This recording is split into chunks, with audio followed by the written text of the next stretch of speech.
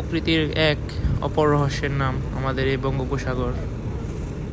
বাংলাদেশের দক্ষিণ সীমান্তে বিস্তীর্ণ এই সাগর শুধু সৌন্দর্যের দিক থেকেই নয়, জীবন উৎসের দিক থেকেও কিন্তু ভরপুর। আর এই বিশাল জলরাশির মধ্যে লুকিয়ে আছে এক অমূল্য সম্পদ, সেটি হচ্ছে সাগরের মাছ। এই নিয়েই আজকে আমার ব্লগ। সকলকে আমার চ্যানেলে স্বাগতম। আমরা যারা জাহাজে জব করি এবং ফিশিং জাহাজে চাকরি করি, তারা সাগরে বিভিন্ন ধরনের মাছ ধরে থাকি। এদের মধ্যে উল্লেখযোগ্য হলো ইলিশ, আইলা, ছুরি, রূপচাঁদা, চাপিলা, কলম্বো, কোরাল, রাঙাচৌখা, তাতিনা উল্লেখযোগ্য। আমাদের বঙ্গোপসাগরে লক্ষ লক্ষ ফিশিং বোট এবং ফিশিং ট্রলার, ফিশিং জাহাজ মাছ ধরার জন্য আসে। বর্তমানে আমাদের দেশে যে পরিমাণ ওভার ফিশিং হচ্ছে, অচিরেই আমাদের জন্য দুঃসময় হয়তো চলে আসবে। এটা আমাদের জন্য একটা খারাপ দিক। প্রত্যেকটি জাহাজ যেভাবে ওভার ফিশিং এবং নিয়ম না মেনে ফিশিং করতেছে সাগরে, এটা আমাদের জন্য হুমকি স্বরূপ। যাই হোক, আমরা জাল তোলার জন্য হাফেজ দিয়ে দিলাম। 3-4 ঘন্টার নির্দিষ্ট সময় জালটা টানার পর যখন বুঝতে পারি যে আমাদের জালে মাছ ঢুকেছে, তখন আমরা জাল তুলি। দেখতেই পাচ্ছেন একদম ভেগ ভরে ফুটবলের মতন ফুলে গেছে। জাহাজে যারা জব করে তারা জীবনে রিস্ক নিয়ে চাকরি করে। মাছ ভাগ করার সময় দেখতে পাচ্ছেন 2জন লোক ব্যাগের উপর দাঁড়িয়ে আছে। তারা হচ্ছে ড্রাইভার বা ডুবুরি। সবচেয়ে বেশি ঝুঁকি নিয়ে সাগরে তারাই কাজ করে।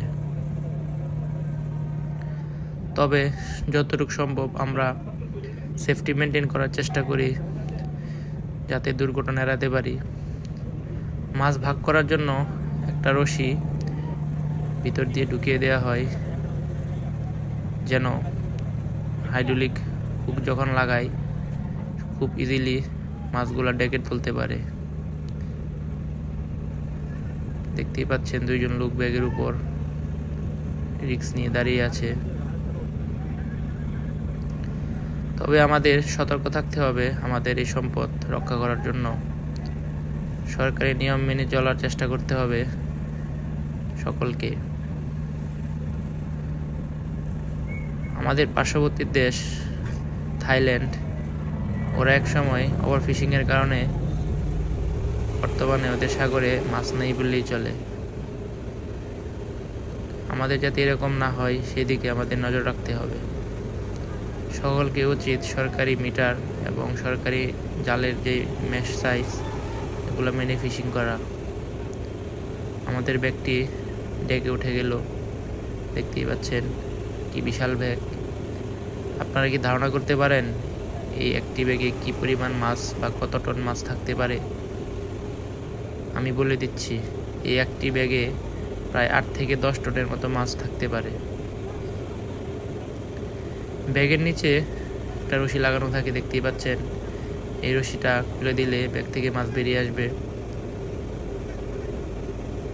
এটি করার জন্য ওরা চেষ্টা করতেছে। আমাদের জাহাজে 2টি ডেক। এটি হচ্ছে ওপেন ডেক বা আপার ডেক, নিচে হচ্ছে প্রসেসিং ডেক। একটা হাইড্রোলিক ডোর ওপেন হয়ে গেল, এই ডোরের মধ্য দিয়ে মাছগুলো চলে যাবে প্রসেসিং ডেকে। নিচে রশিটা খুলে দিচ্ছে, দেখতেই পাচ্ছেন।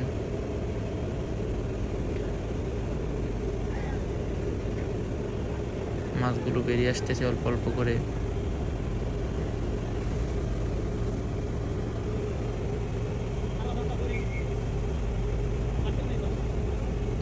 এখানে ম্যাক্সিমামই হচ্ছে আপনার কালোচান্দা, ছুরি মাছ, অল্প আছে আপনার হারটেল বা কাওয়া মাছ।